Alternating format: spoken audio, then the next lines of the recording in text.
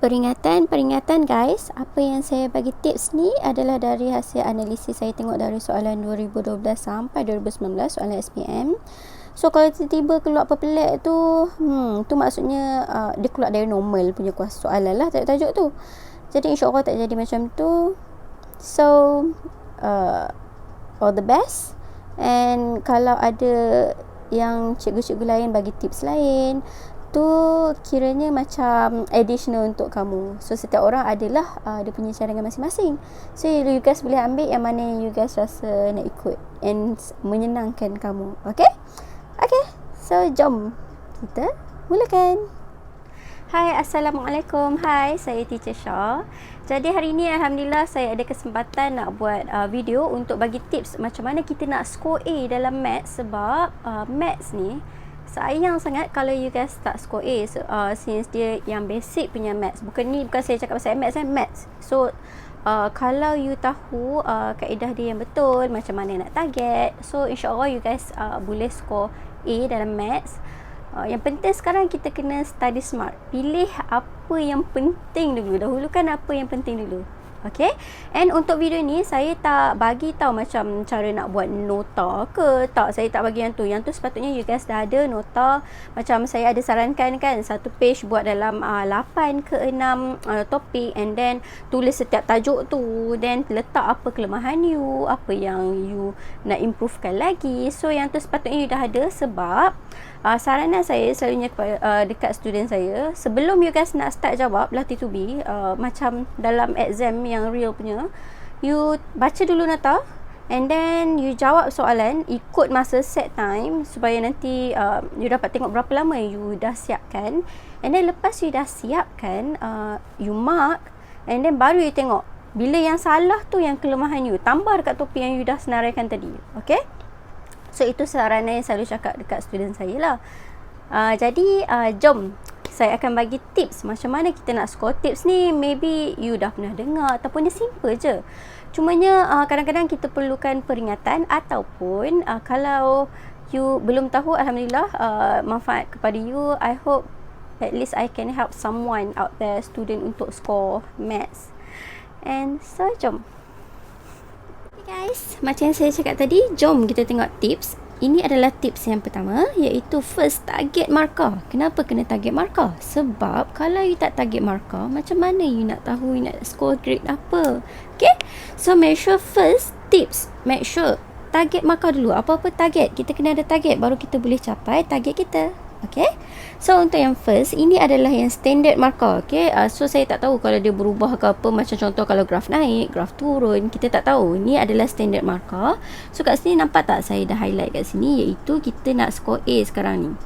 Jadi macam mana nak kira? Kita kena kira peratus. Peratus, make sure you guys tahu peratus ni adalah maths yang simple nak kira, iaitu X berapa nak score per paper 1 tambah paper 2, iaitu keseluruhan 140 darab dengan 100 sama dengan hujung ni kamu tulis apa yang kamu nak score. Untuk sekarang kita nak score 80 lah untuk A. So saya letaklah kat sini 80. And then untuk dapat nilai markah, kita just selesaikan add sahaja. Ni algebra. Ni sepatutnya you guys dah tahu. So 80 darab dengan 140 divide dengan 100. So dapat kat sini 112. Okay, so lepas you dah dapat 112, kita tahu untuk paper 1 tambah paper 2, kita kena score 112 untuk dapat A. Okay, once kita dah ada target, senanglah lepas ni kita nak tengok tajuk-tajuk mana. Okay, jom kita proceed untuk tips yang kedua. Untuk tips yang kedua adalah skor kertas 2. Okey, ni banyak kali sangat saya ulang, especially kepada pelajar-pelajar saja. Saya dah cakap kat diorang. Masa live pun banyak kali saya sebut, iaitu apa-apa pun skor kertas 2. Sebab kertas 2 ni you buat jalan kira dapat markah, you jawab betul dapat markah, you buat conclusion dapat markah. So kat sini senang nak skor markah. Kalau paper 1 you just bulat-bulat betul-betul salah-salah, markah pengiraan tak dapat pun. Jadi advantage banyak untuk kertas 2. Sebab tu saya cakap skor kertas 2, skor kertas 2. Okay, ini adalah topik-topik bagi kertas 2, which is yang you tengok eye colour macam turquoise ni, which is yang ni. The course ni ada 5 topik. 1, 2, 3, 4, 5. You akan pilih 4 dari 5. Ni bukan 4 soalan. Saya tersilap tulis. So, 4 dari 5 soalan. So, 4 dari 5 soalan ni selalunya student dah ada tajuk-tajuk yang dia dah selalu jawab. Contoh kalau macam yang selalu tak suka lukis, dia akan jawab bumi. Ataupun yang memang tak belajar bumi, dia jawab plan. So selalunya 2 tu lah tajuk yang selalu student pilih. And ada je yang diorang pilih benda lain. So ikut you guys. Setiap soalan ni 12 markah. Jadi total untuk bahagian B adalah 48 markah. Untuk 48 markah ni, saya pesan banyak kali kat student saya, kalau boleh score full mark. Kalau nak salah pun dalam 2-3 markah je. Jangan lebih 3 markah. Okay, target tinggi untuk bahagian B. Sebab soalan dia sama je pattern. Okay, and then untuk bahagian A ni 52 markah, which is ini 52 markah. You tengok yang mana yang I senaraikan ni, yang I highlightkan kuning-kuning ni, ini adalah yang standard mark, yang selalu markah untuk tajuk tu, iaitu selalu keluar 4, 5 atau 6, tapi selalunya akan 4 markah. So 4 markah, 6 markah, 4 markah, 4, 3, 5, 5, 3, 6, 6, 6. Okay, so dari sini you jawab soalan untuk paper ni. Target I adalah, I selalu cakap kat student I, target I 90 dan ke atas, 90 markah dan ke atas. Sebab apa? Sebab nanti objektif kita tak payah kelang kabut sangat. At least paper tu kita dah skor tinggi. So untuk 90 ni, you boleh salah 10 markah je. So untuk yang bahagian B ni, saya dah cakap tadi, iaitu hilang dalam 3 markah kan. So dalam 7 markah lah, you boleh lah kalau salah careless ke apa untuk bahagian A ni. So make sure yang ni skor tinggi untuk paper tu. Kau tak rugi sangat. Okay, sayang ni. Okay, kalau dah skor 90 markah, kita boleh target dekat sini. Tadi kita dah target 112, right? So tolak dengan 90 markah. So dekat sini 112 tolak 90, so akan dapat 22. Jadi untuk skor paper 1, kamu hanya perlu betul 22 markah je. 22 markah, iaitu 22 soalan lah daripada 40 soalan. So untuk 22 ni nanti kita tengok untuk tips yang seterusnya. Okay, next tip adalah pilih soalan bagi kertas 1. Okay, kertas 1 ni dia macam ada soalan yang mudah, ada soalan yang mencabar, ada soalan yang medium. Jadi untuk yang soalan mudah ni, yang you boleh tengok straight 30 saat, bawah 60 saat lah you boleh dapat jawapan. And bila you jawab tu, make sure you kena faham konsep. So kalau you faham konsep, memang soalan tu jadi mudah. Dia tak payah pengiraan yang panjang-panjang pun, just tengok pun kadang dah boleh. Okay, so untuk pilih soalan, buat soalan yang bukan aplikasi dulu. Kan panjang-panjang you pening, salah pula rugi sebab 1 markah je. So pilih soalan. Okay, kalau you tengok kat sini, nampak tak ni? Ni I letak merah siap ada bintang lagi. Okay, merah dengan bintang ni, sekejap ni merah dulu saya tanda ni. And then merah dengan bintang ni, nampak tak? Bentuk piawai, garis sataran 3D, asas nombor, fungsi graf. Ini maksudnya antara yang bagi saya topik yang mudah. Saya tak tahu you guys apa topik yang mudah bagi you guys. So tanda sendiri, ni yang saya tanda. Jadi untuk soalan-soalan macam ni, pilih yang mudah dulu, jawab. Okay, so saya akan tunjuk soalan yang mudah, yang kejap je jawab. Okay, so sini, okay, kita tengok. Ni antara soalan yang straightforward je. So dari sini, dia cakap bundarkan 40.086 betul kepada 2 angka bererti. Saya nampak je 2 angka bererti. Ni nampak tak? Ni dah 3, ni dah 3 angka bererti. So salah dah. So tinggal A atau B je. Jadi saya tulis balik 4.086. Dia nak 2 angka bererti. 2 angka bererti depan 2 ni je. And then saya tengok balik 4 point, depan ni confirm lah 4. Ni lebih dari 5, so akan jadi 1 lah. So jawapan dia 4.1B. Senang kan? And then untuk soalan yang kedua ni, ini boleh tekan kalkulator straightforward, iaitu kita tekan je 0. Okay, ni kena kira ada berapa, 1, 2, 3, 4 kosong dia, 1, 2, 3, 4 kosong. Lepas tu 64 tolak 3.5 darat 10 kuasa negatif 6. Okey, so tekan sama dengan, ini dia bagi jawapan dalam bukan bentuk piawai. Jawapan dia nak dalam bentuk piawai, betul kan? A, B, C, D ni semua bentuk piawai. So saya tukar je lah format dekat kalkulator, iaitu saya tekan shift, menu. Nombor 3, nombor format. And then saya pilih nombor 2 iaitu untuk nombor piawai lah, bentuk standard punya. Dan tekan nombor 2. Dan kat sini dia berkata 0-9 kan. Saya tengok kat sini paling tinggi 3, sini 2. So saya ambil 3 lah, senang. Tekan 3.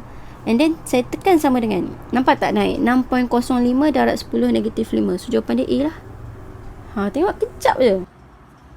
And then jangan lupa tukar balik kepada bentuk normal kan. Nombor format kamu tak tukar nanti masalah pula. Okay, so tekan shift, menu, tukar balik nombor format, nombor 3. Dan ambil nombor balik, nombor 3. Tekan 2, dia memang 2 normal. And then tekan sama dengan, nampak tak, dapat balik normal. Untuk pengiraan lain-lain lah. Okay. And then yang ketiga ni dia cakap gambar Raja Van manakah yang mewakili set P union Q intersect R. So kalau you tak nampak dekat sini lagi, lukis je dulu. So lukis kat sini, saya lukis iaitu sini dia punya P, and then dia punya R, and then kat sini dia punya Q. Okay, and then dia kata kat sini P union Q. Macam saya cakap hari tu, P union Q, kita colour satu-satu. Mula dia sebut P kan, colour P dulu. And then dia sebut union Q. Union ni gabungan. So gabung dengan Q. Ni Q, gabung dengan Q. And then dia cakap intersect dengan R. Intersect ni dia nak gang dia je. So gang dia tak nak yang bukan gang dia lah. So saya padam lah yang bukan gang dia, iaitu kat sini yang bukan geng dia nak geng R je kan. Yang bukan geng dia yang ni lah, sini.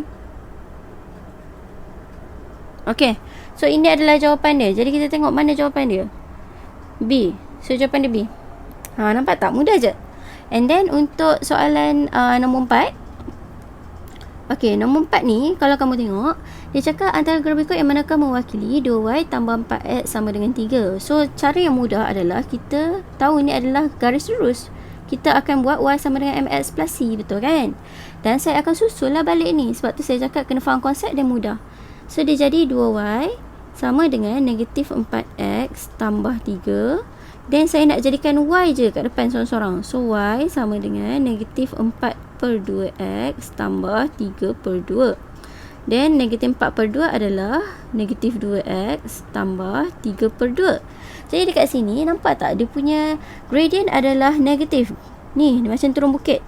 So yang ni adalah pintasan y, iaitu y dia akan kena dekat y lah. So kita tengok jawapan. First, C dengan D ni confirm salah. Sebab kecurunan dia, garis dia macam tu. Kita nak cari yang ni. So dia antara A ataupun C. So A atau C ni kita tengok pula dia punya pintasan Y adalah 3/2. So ni pintasan Y 3/2. Jadi jawapan dia C. Okay, nampak tak? Mudah je. So itu adalah 3 tips. Okay guys, so Alhamdulillah dah habis bagi tips. And satu lagi tips saya nak buat, iaitu tips tambahan. Saya lupa nak letak dekat dalam video tadi, which is bila you ada soalan aplikasi, contoh untuk kuadratik, persamaan kuadratik dengan bulatan lah selalunya, iaitu soalan dia pasal aplikasi, you kena buat conclusion, iaitu contoh lah dia suruh cari panjang X, panjang kotak tu ke. So you dapat 2 jawapan, which is satu positif, satu negatif.